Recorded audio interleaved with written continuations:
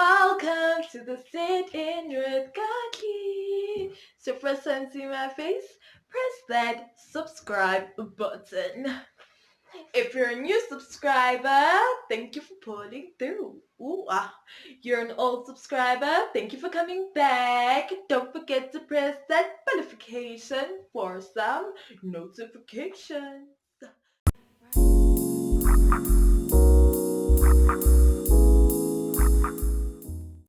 Today we are doing a blood and water review. So without wasting any further time, let's snack.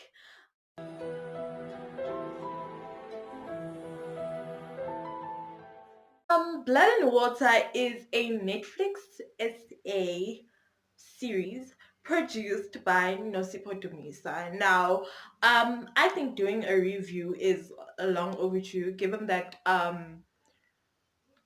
Blood and Water dropped a long time ago. So if you haven't watched Blood and Water, please go and watch Blood and Water.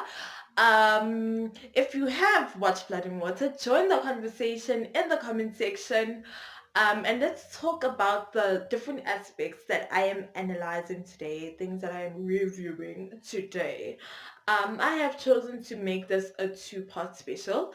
Okay, two for two, because I feel like there are so many things that you can talk about when it comes to speaking about a series, Dilota thing. So, yeah, a two-part special it is.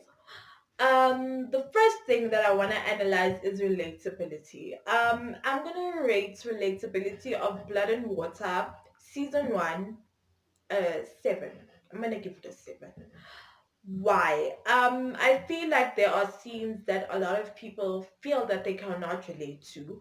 So because it doesn't cater to everyone, it does bring the score down a little. But personally, I really think that Blood and Water is relatable. Why? They speak about the life of a teenager. Now, you get the main character, Puning, who goes through a whole lot of things. Number one, you have the storyline where she has to pick between two gents. You have the bad boy, and then you have the guy that is willing to sacrifice anything, even the relationship with his mother, just to be with her. You see, so that's relatable because I feel like a lot of ladies go through that. You have the guy that is gonna show you that, hey, life can be dangerous a bit, and then you have the guy that is willing to do anything for you, but you feel nothing for him. You know, most ladies, South African ladies, go through that. So I think that makes that relatable. The other thing is the groove scene. When you do to groove, you get the dealer, you get the you get those vibes at groove. And I feel like people were saying that in South Africa we don't groove like that. People must just say that they haven't been to all grooves, because you do get scenes like that where it's just free drinks, guest list vibes, people are paying everything. Is it ping or pang? Yeah, guys, enough for that. It's ping. Like, it doesn't make sense to say pang. Anyway, yeah, below two. You see, that makes it relatable. The bigger picture of Blood and Water in terms of relatability is how they incorporated the storyline of human trafficking. Human trafficking is something that happens in South Africa. Now, I think in order to speak more on that, I would need to do more research. But the fact that there are people going missing on a daily basis, and some people are not even brought to our attention on social media for us to see, we could say, no, human trafficking is actually a thing. You see? Yeah. Yeah, yeah. So that for me is what makes Blood and Water relatable. Like, they've brought some kind of awareness that this is a thing, that swapping children, okay, they didn't swap a child. They actually kidnapped kidnapped the child from the hospital, yeah, these things are things that happen. So a good 7 for that. The next thing that I am analyzing is actually the production as a whole. Now, typically when we get productions that are not mainstream, okay, mainstream, I mean like things that are on television, like Yom Zante Magic, SBC1, what dot dot dot dot dot. When it's not mainstream, when it's like a Lokshin Bioscope, I know Lokshin Bioscopes play on like Mzansi something, Mzansi Bioscope, ne? But like the acting is bad, the water is bad. It's just a mess. It's just a mess. So the fact that it was a South African production and they gave us quality, they gave us new actors, and I think more than anything, I'm very grateful for them to expose. Yeah, I'm very grateful to them for exposing us to these new people. Like apparently, Wade acted on Geeknet. You're living in a country that is the majority black people. I know this might be a stereotype, but you don't find a lot of black people watching Igeknet. So when we were exposed to Wade as an actor, that was phenomenal because they process something new, which comes under the production side of life. So I'm gonna give it like an 8.5 out of 10 for production. I have to. That was amazing. It's the camera work. It's um, I think it's just camera work and actors and actresses that we can direct in terms of production. Yeah, that we are analyzing for this video is actually the settings, the different settings that we were given in Blood and Water.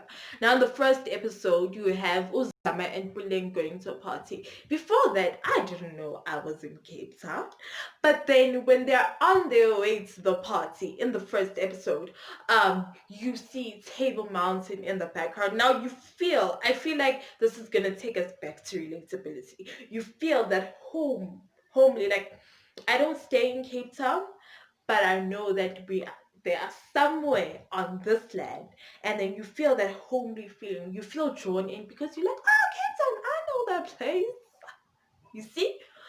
Um, so yeah, in terms of setting, it was spot on. The party, spot on. The Chris's home, knowing that there are no parents that are, if Chris doesn't have his parents around all the time, like his parents kind of neglected him, that was proper because he would just host a party at home with so much alcohol, dank, everything, Jay, the whole thing, the whole feeling, Jay, you know? So basically the settings, I'm gonna give them a good, actually this is gonna be my first 10.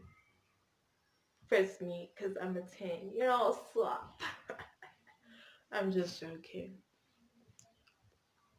So yeah, I'm gonna give like that a good 10 in terms of settings, like how they were able to draw us in as a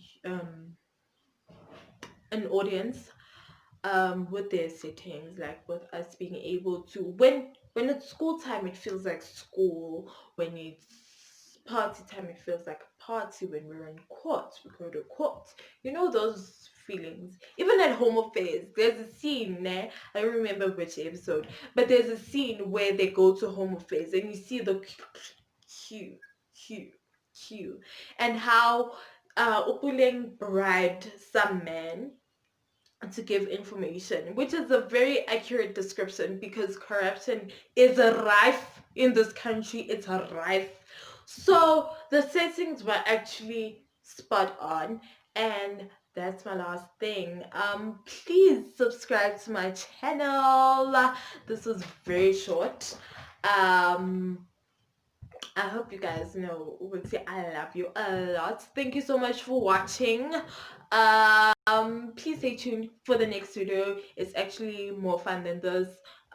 Yeah, that's what's up. Thank you for tuning in. Bye guys. Don't forget to follow me on social media at Katlee on both Instagram and Twitter. Bye.